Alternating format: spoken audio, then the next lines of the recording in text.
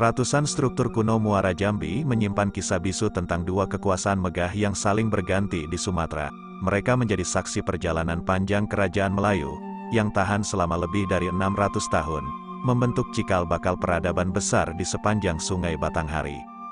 Teriknya sorotan sejarah mencapai kompleks percandian Muara Jambi di Kabupaten Muaro Jambi, Provinsi Jambi, tempat di mana keberadaannya diperkirakan telah berlangsung selama berabad-abad. Catatan terawal berasal dari dinasti Tang, yang mencatat kehadiran utusan dagang bernama Molo Yeu ke Tiongkok pada 644–645, Biksu Tiongkok, I Sing, juga menyebutkan tempat tersebut dalam perjalanannya ke Nalada pada tahun 672, mengisahkan singgahnya di Fosi dan Molo Yeu.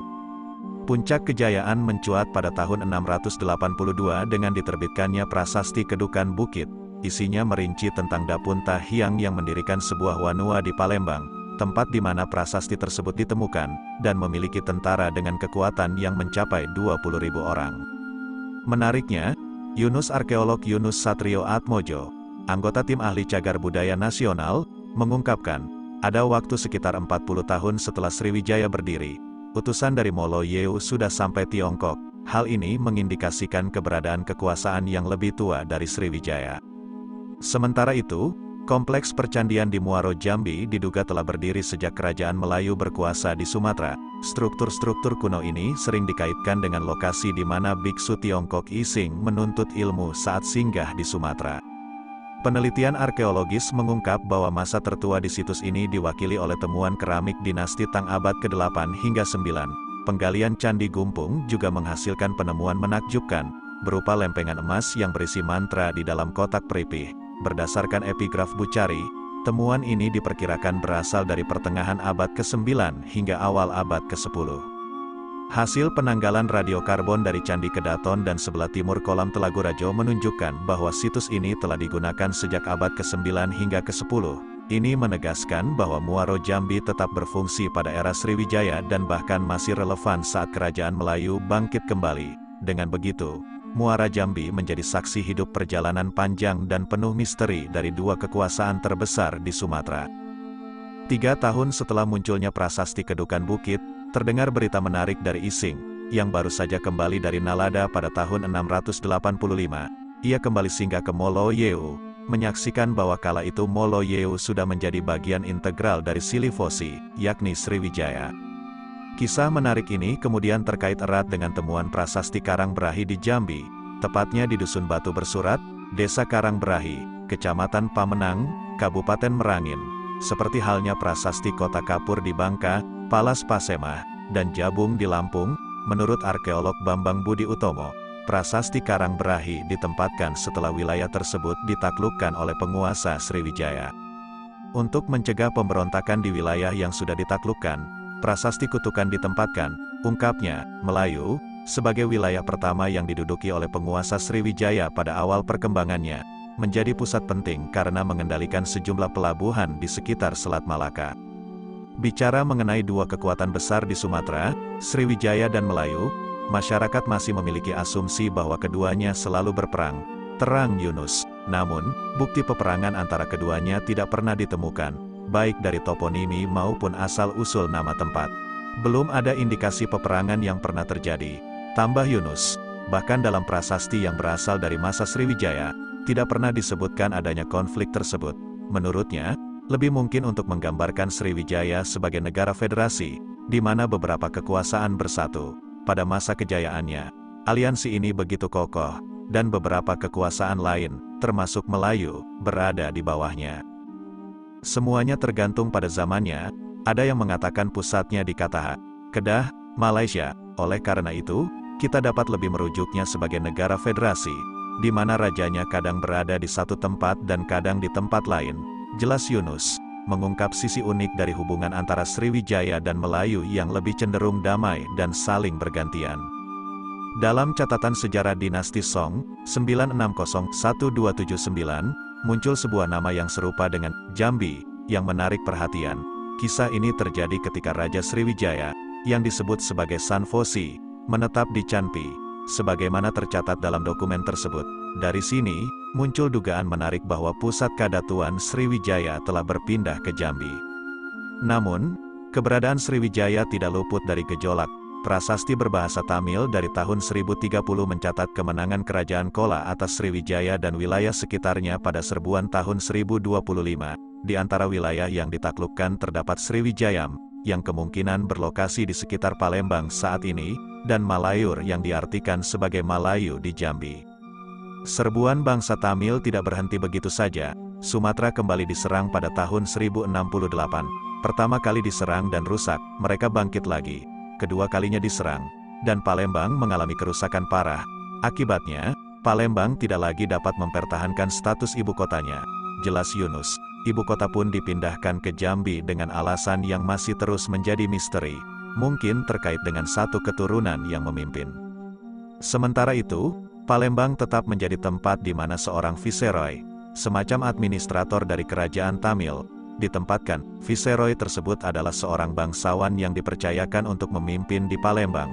Namun, sampai kapan ia akan tetap di sana, kita tidak tahu. Karena setelah itu Palembang bertransformasi menjadi pusat kegiatan bajak laut, lanjut Yunus.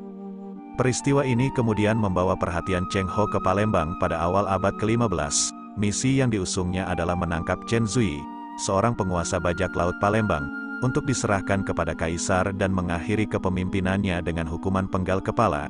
Dengan demikian, nama Jambi menjadi saksi bisu dari pergolakan tahta Sriwijaya, di mana kehidupan dan kematian saling berjalinan dalam alur sejarah yang memikat. Keputusan memindahkan pusat pemerintahan ke Jambi ternyata tidak berhenti pada titik itu. Sebuah catatan dari abad ke-13 menyiratkan bahwa kerajaan Melayu telah menjalar ke wilayah pedalaman, yakni Dharmasraya. Nama ini masih hidup sebagai sebuah kabupaten di Sumatera Barat hingga saat ini. Berlabuh di tepi aliran Sungai Batanghari, kita menemukan kompleks percandian Padang Roko. Disinilah sebuah misteri terkuak dengan ditemukannya bagian alas arca Amogapasa. Arca ini merupakan hadiah istimewa dari Raja terakhir Singhasari, Kertanagara, kepada rakyat bumi Malayu beserta rajanya, Tribhuwanaraja pada tahun 1286. Saat itu, nama Sriwijaya sudah lenyap dari sejarah Kertanegara. Pada masa itu, membangun afiliasi dengan Melayu dengan mengirimkan arca-arca yang dibuat di Jawa. Arca-arca tersebut juga ditemukan di situs Muara Jambi, termasuk arca Prajnaparamita dari Candi Gumpung yang mencerminkan kerajaan Jawa pada abad ke-13. Ketika Kubilai Han meluaskan pengaruhnya, termasuk ke Asia Tenggara, Kertanegara merasa perlu membangun afiliasi dengan kerajaan-kerajaan lain. Terang Yunus. Dengan demikian, sangat mungkin bahwa pada abad ke-13, kompleks percandian Muara Jambi masih aktif digunakan, meskipun Jambi tidak lagi menjadi pusat administrasi yang signifikan di Sumatera. Saya lebih melihat Muara Jambi sebagai tempat suci, karena mampu bertahan bahkan setelah pusat pemerintahan berpindah, ujar Yunus. Jambi mungkin tidak lagi penting dari segi administratif, namun bisa jadi masih memiliki kepentingan dalam konteks agama atau sebagai pusat pengembangan agama, sebuah titik fokus spiritual yang terus hidup, mendedahkan lapisan keberagaman dan sejarah yang tersembunyi di dalam kompleks percandian ini. Muara Jambi, suatu kompleks percandian yang kini bersaksi bisu seabad setelah ditinggalkan. Ini tercermin dari berkurangnya temuan keramik masa dinasti Ming, tahun 1368 sampai tahun 1644, menggambarkan perubahan dramatis dalam jejak sejarah. Kepadatan temuan keramik dari dinasti Sung, abad ke-10 sampai 13, keramik dari dinasti Yuan, abad ke-13 sampai 14, mulai tipis. Ming jarang ditemukan, ungkap Asyadi Mufsi Sazali, Ketua Prodi Arkeologi Universitas Jambi. Ketika Melayu kembali bergeser dalam pemerintahannya, terutama setelah tokoh bernama Aditya Warman naik tahta, terungkap kisah menarik di situs Rambahan, Kenagarian Lubuak Bulang, Kecamatan Pulau Punjung. Di sini, bagian arca Amogapasa ditemukan, identik dengan arca yang dikirim oleh Kertanegara. Bagian alasnya terdapat di Padang Roko. Aditya Warman, putra Melayu yang kembali dari Jawa, menduduki singgasana kerajaan Melayu. Arca Amogapasa ini ternyata dipindahkan ketika Aditya Warman berkuasa, dan pada tahun 1347, ia menambahkan prasasti di bagian belakang arca. Prasasti ini mengungkapkan upacara berunsur tantrik, pendirian arca Buddha bernama Gaganaganya, dan pemujaan kepada Jina. Dalam tulisan arkeolog Budi Istiawan, Jejak Sejarah dan Kepurbakalaan Dharmasraya, Prasasti Amogapasa digambarkan sebagai simbol kesamaan religi Adityawarman dan Kertanegara. Penempatan arca di Rambahan di wilayah Hulu mungkin menjadi justifikasi dan legitimasi bagi Adityawarman. Alas arca yang tidak dipindahkan menjadi legitimasi keberlanjutan ibu kota kerajaan, mulai dari masa Tribuwana hingga Adityawarman, secara magis memberikan kekuatan spiritual bagi Adityawarman maupun kerajaannya itu sendiri, jelas Budi. Pada era Adityawarman, pusat pemerintahan kerajaan Melayu berpindah ke pedalaman, khususnya di wilayah Kabupaten Tanah Datar, dengan temuan prasasti Pagaruyung III dan Sarwasoi. Diperkirakan Adityawarman memasuki daerah Tanah Datar pada tahun 1347 dan memerintah hingga 1375. Keberadaan Muara Jambi sangat penting karena merupakan awal berkembangnya peradaban besar di sepanjang Sungai Batanghari. Melayu itu sendiri berasal dari Muara Jambi. Penting sekali Muara Jambi sebenarnya, tambah Yunus. Kerajaan Melayu, seperti api yang menyala kembali, mengambil peran utama setelah redupnya Sriwijaya di Jambi. Dalam rentang waktu 500-600 tahun, kompleks percandian Buddhis ini menjadi saksi bisu dari dua kekuasaan besar di Sumatera, yang kejayaannya berdampingan dalam kisah sejarah yang memikat.